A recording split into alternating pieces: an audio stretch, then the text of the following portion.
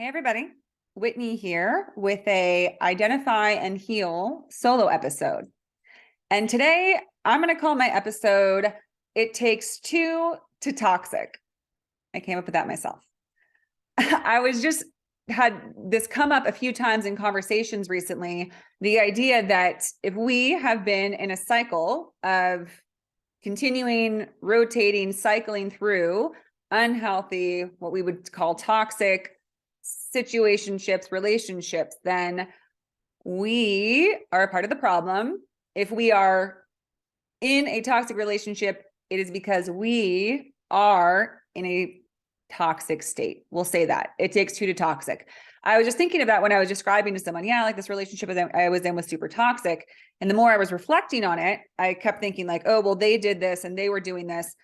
But I mean, I knew this all along. I knew that my behavior with them was not healthy, but I realized, it was both of us. We were both toxic. I even read this quote or it was like someone's post on Instagram when I was in the middle of this relationship. And it said, it isn't love. You're just lonely. The sex is really good. You're both toxic.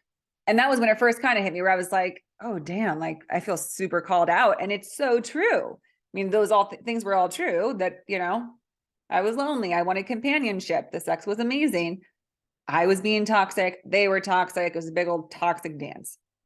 I know toxic gets thrown around a lot, but to me, toxic just means something that is not good for you. It's not good for your system. It's not good for you mentally, physically, emotionally. It ain't doing you any favors, right?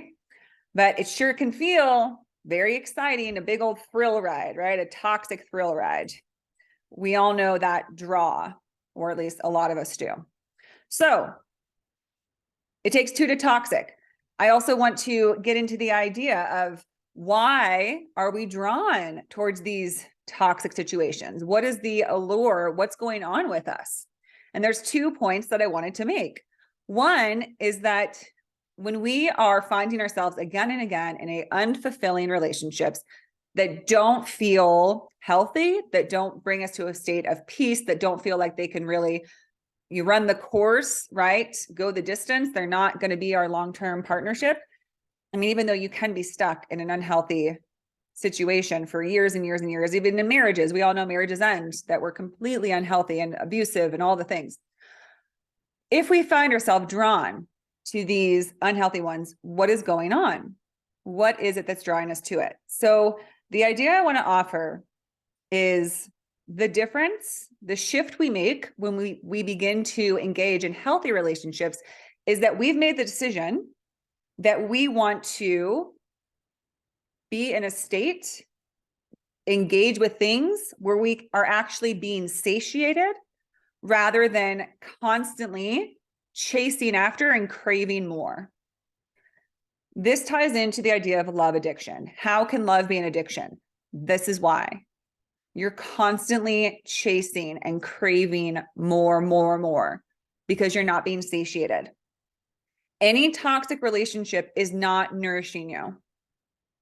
It's like, eating a bunch of crappy food with no nutrition in it. Yeah, you're taking a lot in, you're something's going on, right? You're in relation with someone, you're spending time with them, you're intimate with them, you're taking things in, but they are not satiating your system. It is toxic. It's not good for you. So you're doing all this stuff, but it isn't satiating you. And the secret is that you don't actually want to be satiated. You're addicted to that chase, to the craving of more. I need more.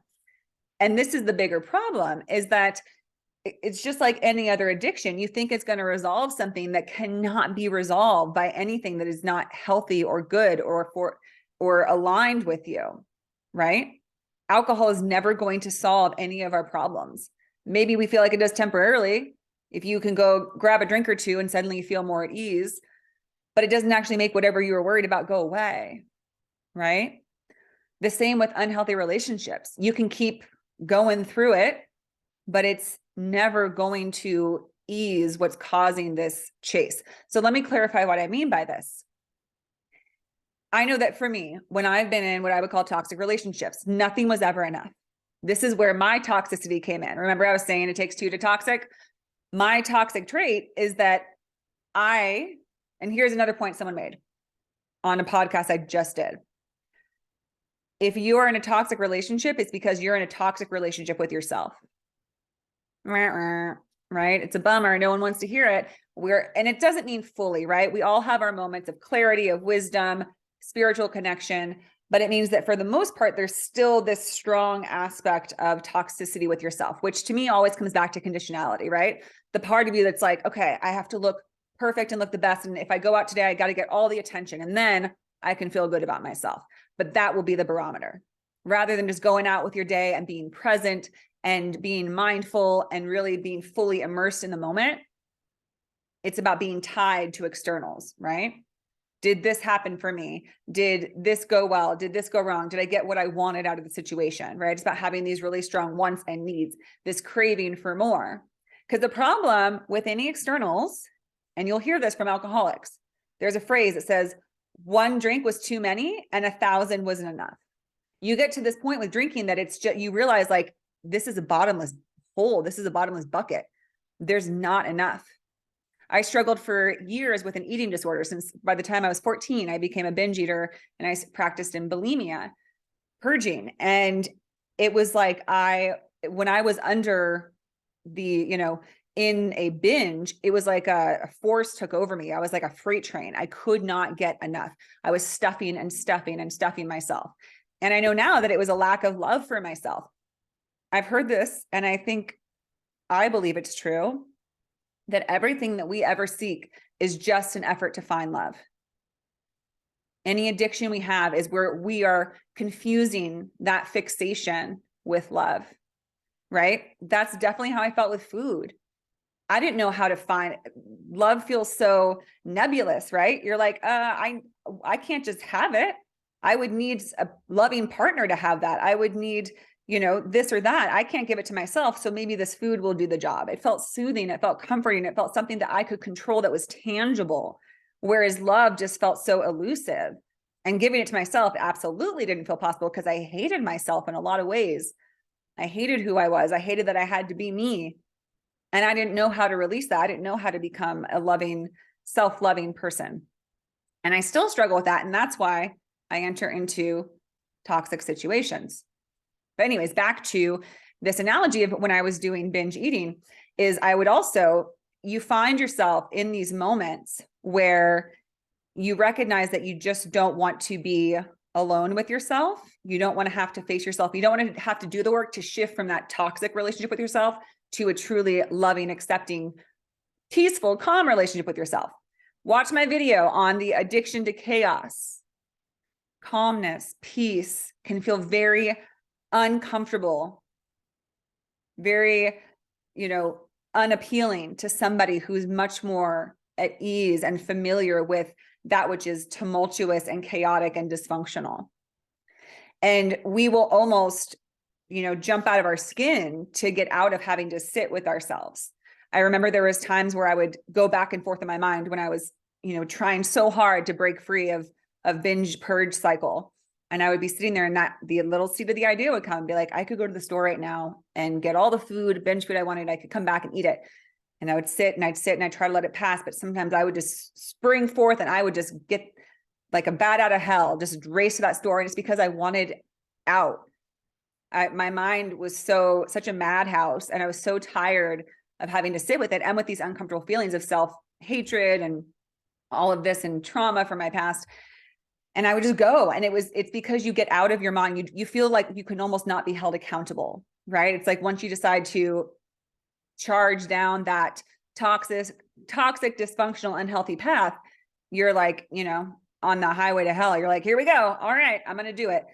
Same thing with relationships. We're making a choice to be like, okay, well, I was going to try to work on myself and be healthy, but here is this tempting thing that is sexy and alluring, and there's chemistry and attraction. And so here I go. We speed off and we bail on ourselves. I have another episode on betrayal and self-abandonment.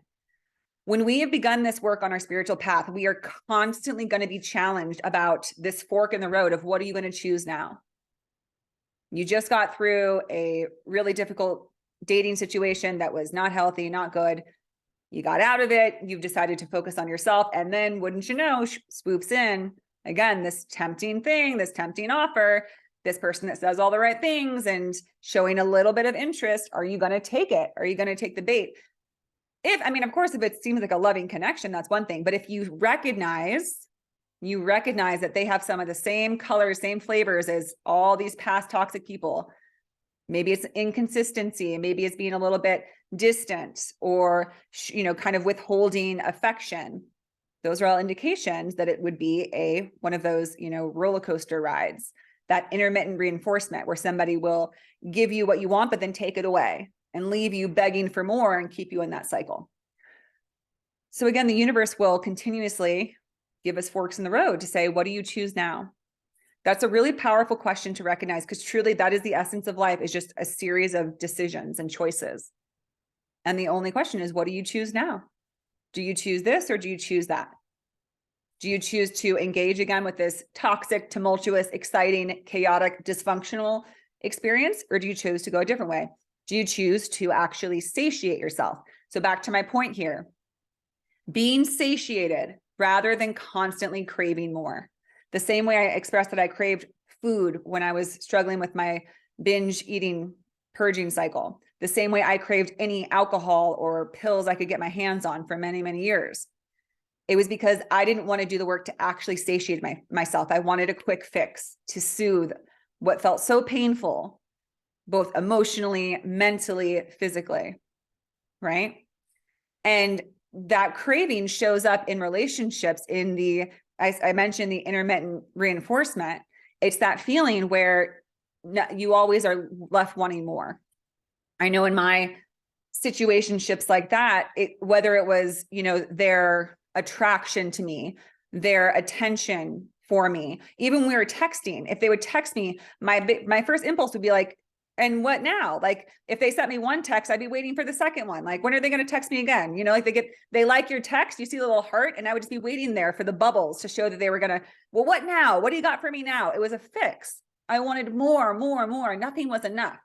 They could send like 5 nice texts and I'd be waiting for more reinforcement, validation, give it to me, a little addict, right? So we got to look at ourselves. In those situations, yes, the other person was doing things that were shady and maybe lying or maybe manipulating, whatever it was. These are many, it's not just one situation I was in, it was many in my life. But I was playing into it too, because I was saying like, yeah, give me the fried food, give me the French fries and stuff that I know isn't given to me, feed it to me. I have a really healthy meal over here, but fuck that. I'm going to play into this. You can't blame that unhealthy food exists. You got to take accountability for eating it, for going for it, right? Again, those choices. What am I going to do this time? And that constant craving is exhausting. It's also demoralizing. Begging someone to give you enough attention so you can feel good about yourself reduces you, right? To that, basically it's inner child work. It's that child that just feels like they don't know if they're lovable. They don't know if they matter to anybody. So they're begging someone to show or tell them that it's true. So how do we shift into actually being satiated? What does that mean? What does it look like? Well, it looks like love. Everything that will satiate you at its core is love. Things that nourish your body, that nourish your mind, that nourish your soul. Exercising your body, treating your body well, being loving towards your body, being accepting towards your body. Exercising your body, moving your body, feeding your mind with good thoughts. I did an episode once with a beautiful guest, Kinjal Shah, and we talked about consumption is so much more than what we put in our mouths. It's what we take in at all levels, right? Things that we watch, that we read, that we look at online is all a form of consumption. You are consuming all of these different mediums that come into your body. When we're in that place of satiation, we're bringing things in that are good, that nourish us, that bring positive messages, positive feelings in our body, in our being, in our soul, in our emotional body. So just consider that when we make that choice to jump into that bottomless bucket, that we are actively choosing to get into our toxicity, to be in that space where you're constantly going to be pushing someone to give you more. I can't tell you how many times I've tried to push someone to tell me that I was the best at this, or, the best, what I'm talking about? Like the best looking, the best sex, the best this, that, and the other thing. Push them, push them. Well, did you like her thing more than this? Did you tell me about your exes? That's some toxic shit, right? Like, who does that? Me, I did that. And it's because I was desperate for that. I was craving that validation. Like somebody telling me that I'm the best they ever had is like fucking heroin to me, right? It's like, oh God. But how long does it last? Like 5 seconds until you're like, wait a minute. Well, what about this? Or like, well, am I still? That's the hard thing, is that when you're not being satiated, we're not actually internalizing it. It literally runs through you just like a bottomless bucket. And then the next day you're needing to hear it again. The next minute, the next hour, you need more and more and more. So eventually we get tired of it. And that's when we want to break free from this toxicity. But we're not done till we're done. I know many of you, like me, have probably gone through a lot of rounds of this. The second point I want to offer, the big change that happens when we move out of toxicity, when we decide not to choose that toxic temptation, that toxic route, is that we're deciding to choose happiness over the yearning for it. Yeah. I call this being the seeker. There can be almost an addiction to constantly seeking something, because what it does is it takes away the accountability to admit right here, right now, this moment is perfect. This moment is all I've ever needed, could ever need in all infinity. Very few of us are able to sit with that. We have lots of conditions, right? We're like, yeah, but I have to find the perfect partner, and then I have to find the perfect house, and then I have to find the perfect job, and then I have to find what true peace means and what true enlightenment means. I'm seeking, seeking, seeking. And when we're seeking, seeking is a powerful thing. I'm not discounting it. I'm seeking right now. You can seek, but also be present, right? You can accept and appreciate what is, and then also be exploring what could be next. But when you're only in the seeking mode, you're literally discounting and discrediting and rejecting your moment right now. How does this lead to toxic relationships?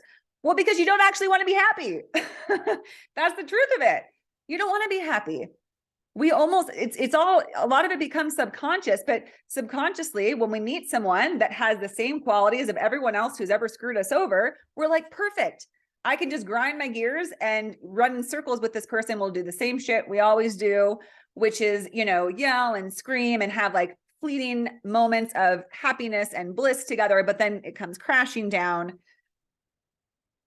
And then we'll be left realizing and thinking, oh, I just need to find, we just need to keep pushing forward and seeking and trying to, find and keep that yearning for it. Like that's a key word.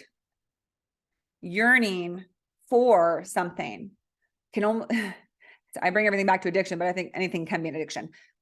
The state of yearning, it's almost like a bit of it like a victim mentality type thing, where you're like, oh, one day I'll be happy. I just yearned for love. And so now woe is me. I can't be happy because I'm in the state of yearning for something that I don't have. That which I have, not good enough, not going to cut it. So I'll keep yearning. Yearning is different than desiring. Desiring is a powerful thing. Desiring is what brings everything that's ever been created or brought into form or fruition in this world. And desire is literally the engine of creation. It's how the world was created, was through desire. They say that source had a desire to experience itself fully. And so bam, the Big Bang happened and everything was in existence all at once. Okay, so desire is big, but desire is different from yearning, because yearning is stating, I do not have this. Everything that you could ever have, you have now. Just like the Big Bang, your whole life and experience that you will ever experience is just a outgrowth of what is within you now. When we recognize that, we have to surrender to the fact that who we are in this moment, if we cannot have full acceptance, embrace, and love of it, then we will never have full embrace, acceptance of that which we will one day have. We have to recognize that anything we'll ever have, experience, or do is right here with us right now. Almost like honoring an infant or a seed when you plant it. You have to nourish it. You have to recognize that it is there. And just because it's not a big, 200-foot redwood right now, you have to love it. You can't just keep yearning for that full growth and that full physical presentation.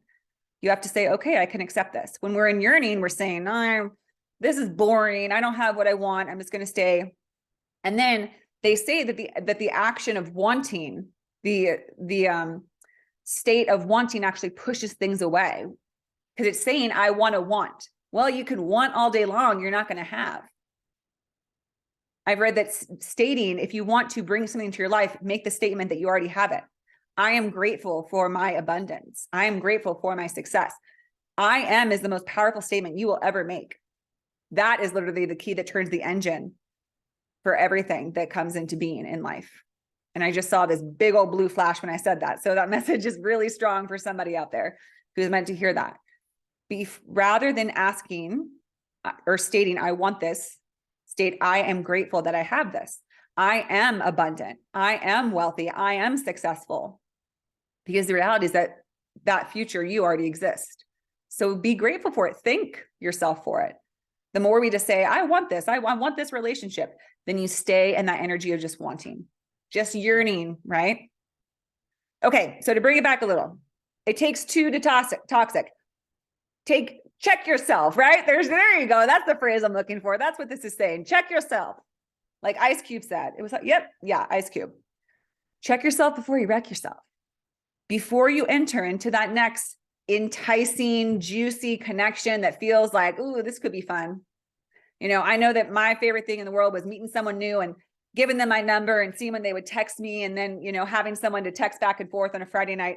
Not that there's anything wrong with that, but it was when I was tying a lot of my, you know, worth and my excitement on that, right? Whether or not they would actually call me, whether they would ask me on a date. That's still something that happens in healthy connections, but it's not as, there's not as much as investment in terms of like needing something from it.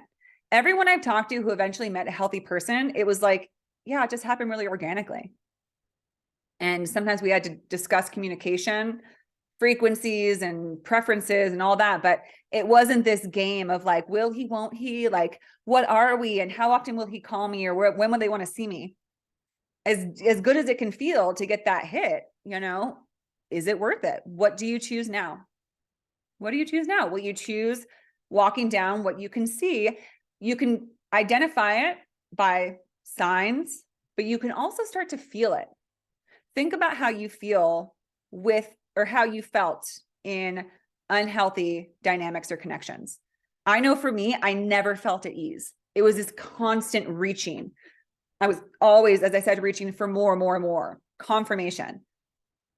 Do you actually want me? Are you actually attracted to me? Are you actually invested in this? Do you actually mean what you say? Nothing was sticking because it wasn't real. And I wasn't being real either. Right? At times I felt like I had strong feelings for these people, but we were playing the same damn game, right? Conditionality. I would be loving and offering, you know, words of affirmation and all of that to them, but not if they did something that I didn't like. Rather than trying to talk to them about it, I would just flip my switch and take it back or shut down. Those are two very toxic traits. To take something away, to withhold, not healthy. And this is coming from the mouth of a therapist. All right. I'm copping up. I'm admitting that I've done this stuff because it's self-preservation. It's self-defense. It's survival. It feels like you feel like you need to protect yourself. You need to put people through these experiences because you feel like they might hurt you and you want the upper hand. I'm learning to release that, right? That I don't want to play. I don't want to be in this toxic dance. So I will not participate.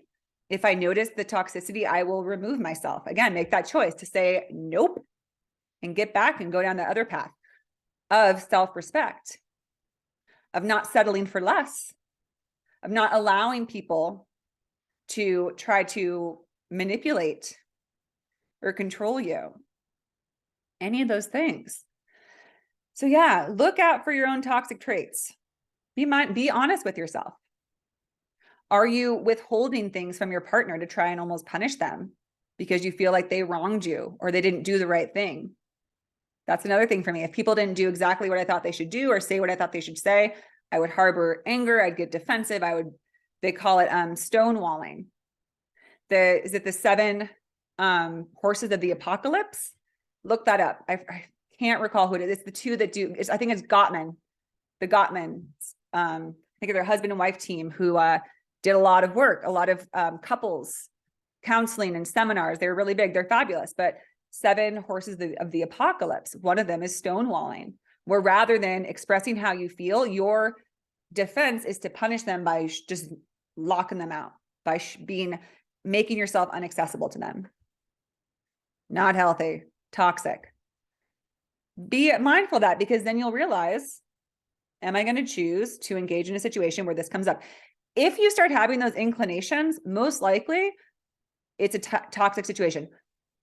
From what I've heard, again, people who find themselves with their soulmate or in a healthy relationship, that, sort of reflex might come up, but they are able to communicate with their partner because they feel safe enough. There's the key word. In toxic relationships, you're never going to truly feel safe. You're always going to be on edge. Like I described when I checked in with how I felt clenched. I felt, closed off. I felt constricted. I felt like I was constantly grasping for something.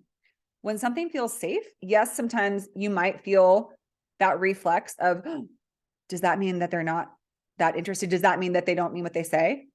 But if you feel safe enough, you'll be willing to communicate and ask rather than react. Right? Ask rather than react. What did you mean by that? That thing you said, I'm kind of having a response to it. It's kind of bringing some stuff up. Could we talk about it? The right person will hear you out. They'll be willing to talk. They won't be reactive to you sharing that, because then you're going to go get pulled into that toxic dance. Okay. So to wrap it up, it takes 2 to toxic. Check yourself before you wreck yourself in another toxic situation. What are your toxic traits? Where were you toxic in your last unhealthy relationship? What can you do to begin to satiate yourself, to begin to actually take in things for your mind, body, emotional body, soul that make you feel healthy, safe, loving, peaceful? And then begin choosing happiness over the yearning for it. Choose happiness right now.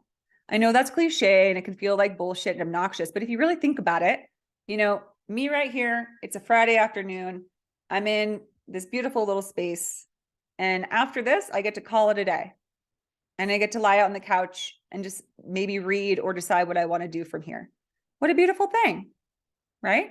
No, I don't have that exciting person who might or might not text me tonight. And maybe I'll just text them to see if they'll, correspond and all that juiciness.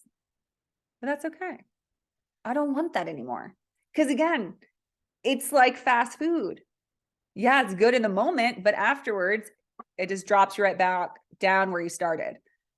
Because you're talking with someone who's not actually really that interested in you. I just did an episode about being invisible to majority of people. There are only so many people, and they are what I would call soul connections that actually see you for who you are. Wait for that. Stop messing around with people who don't really see you, but will play with you, right? Who will get into this dance of toxicity.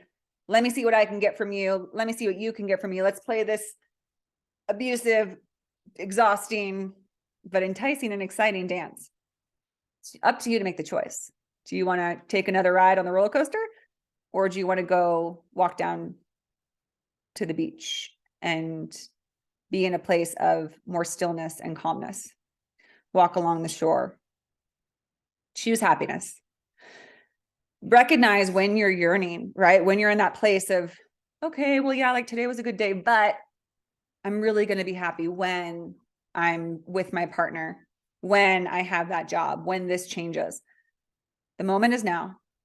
There's always things to be grateful for. There is always beauty and perfection in this moment. All that ever will be is already with you. So feel it now and make the statement. I am happy. I am in a loving, healthy, beautiful partnership with my soulmate. I am abundant and successful. Make those statements and feel it in your body and honor yourself at all levels now, not when you get the relationship or the job or the home or anything else. Do it now so that you can be satiated, so that you can be in a constant state of consuming and putting into yourself things that are for your highest good, and that you can be in the moment of now and choose happiness rather than the chasing. Right? The chase is fun, but it wears you down. It's exhausting. And eventually all of us say, I'm done. I'm done with this. I'm done with the chase. I'm going to slow down and see what happens when I actually just sit with myself. Discover what's there. All right, everybody. I hope this was helpful. Have a beautiful day. Take care.